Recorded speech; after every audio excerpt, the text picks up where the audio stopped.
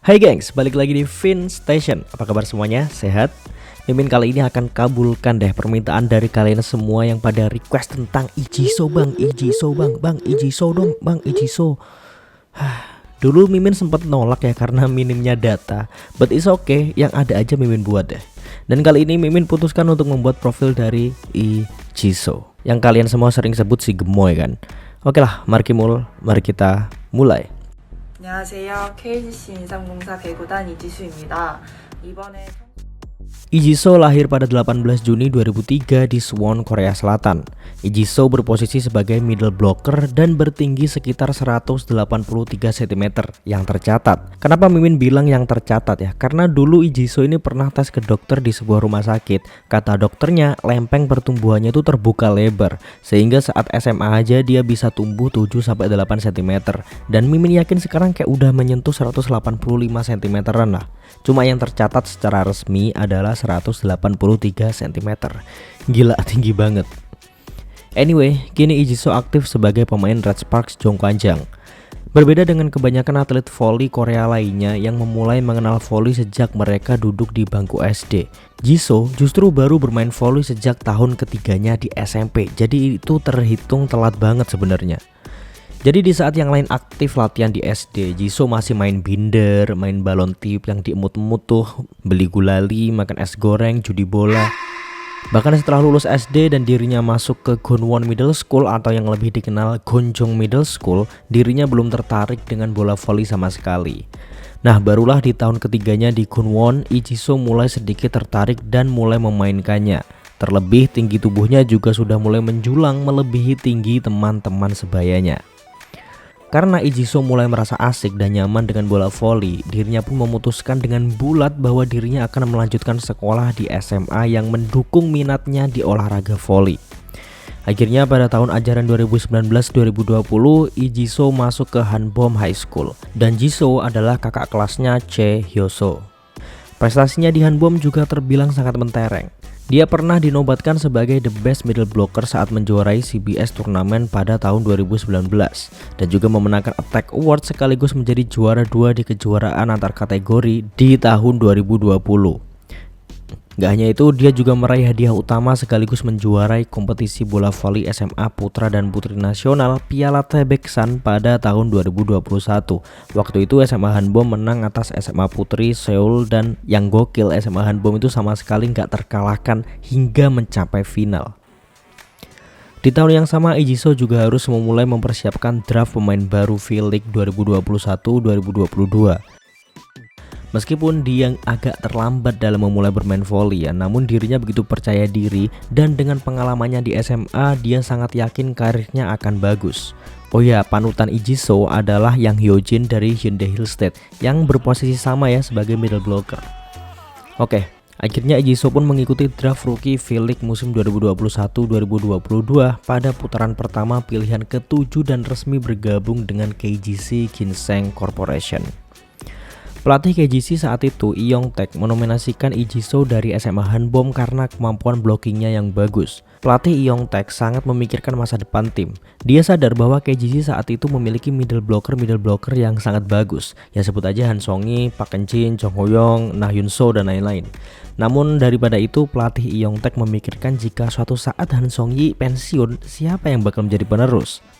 Yang mana secara tak langsung pelatih Lee Yong-taek akan menjadikan Ijiso sebagai proyek masa depan meneruskan perjuangan Han Song-yi. Kenapa bukan Park Eun-jin atau kenapa bukan Jong Ho-young? Hanya pelatih Lee lah yang tahu soal itu. Nah, dalam sebuah artikel saat perekrutan Ijiso, pelatih Lee pernah bilang langsung kepada Ijiso, pinjam dulu 100. Waduh, mana jokes itu udah gak lucu lagi. Pelatih Lee pernah bilang, kamu pandai memblokir, mau belajar? Pelatih sadar betul bahwa Ijiso terlambat untuk bermain voli, jadi kemungkinan besar keterampilan dasarnya masih sangat kurang. Jadi dengan bergabungnya ke KGC diharapkan para senior middle blocker yang notabene semua pemain timnas ya bisa membimbing Ijiso dengan baik. Keren banget loh tujuan pelatih yang satu ini. Ijiso sendiri adalah middle blocker yang sering menggunakan fast break dan juga serangan bergerak. Nah, debut pertamanya secara profesional dia dapatkan pada tanggal 12 Desember 2021 yang masuk sebagai pemblokir 1 poin di set pertama pertandingan melawan AI Papers. Waktu itu dirinya hanya bermain sebentar. Dirinya baru dimasukkan lagi pada tanggal 3 Februari 2022 saat pertandingan melawan AI Papers juga. Waktu itu set keempat KGC dalam posisi unggul bahkan menuju match point.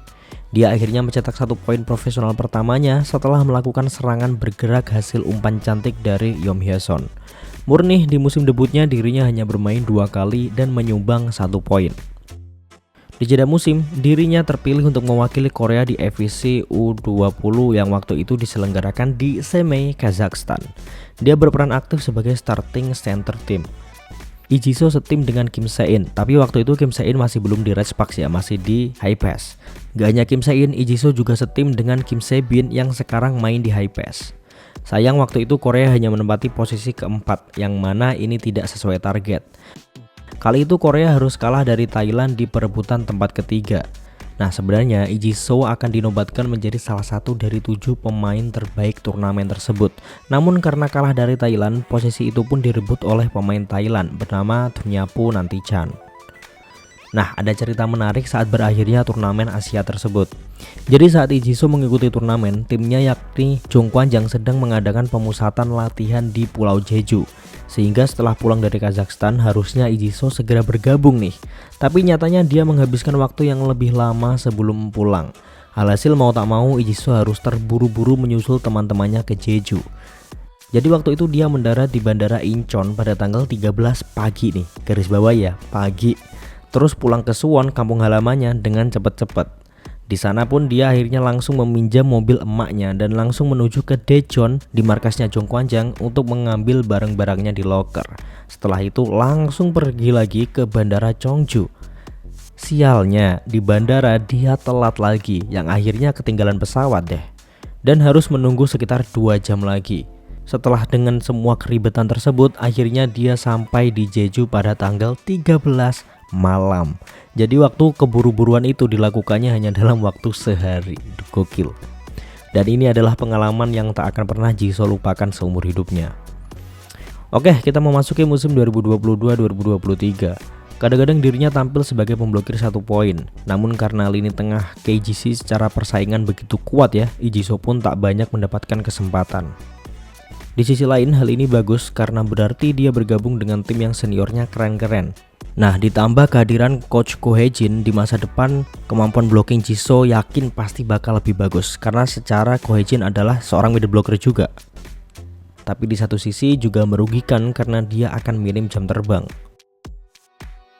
Masuk musim 2023-2024 keberuntungannya tak lebih baik dari musim sebelumnya. Barulah di round 6 dirinya untuk pertama kali masuk sebagai starter saat melawan AI Papers di laga sebelum babak playoff. Dia bermain cukup bagus dan mendapatkan beberapa poin. Di musim selanjutnya yakni 2024-2025 dirinya akan tetap berada di Red Sparks. Ditambah Han Song-hye juga udah resmi pensiun ya. Bisa jadi musim depan adalah musim kebangkitan Lee Ji-soo. Kalau dilihat kemarin pada saat laga fun match menghadapi Indonesian All Star, Lee Ji-soo juga bermain cukup baik. Dia juga berhasil mencetak poin dan juga pemblokiran yang cukup keren. Dan secara mengejutkan Lee Ji-soo ini justru mendapat penggemar banyak dari Indonesia ya.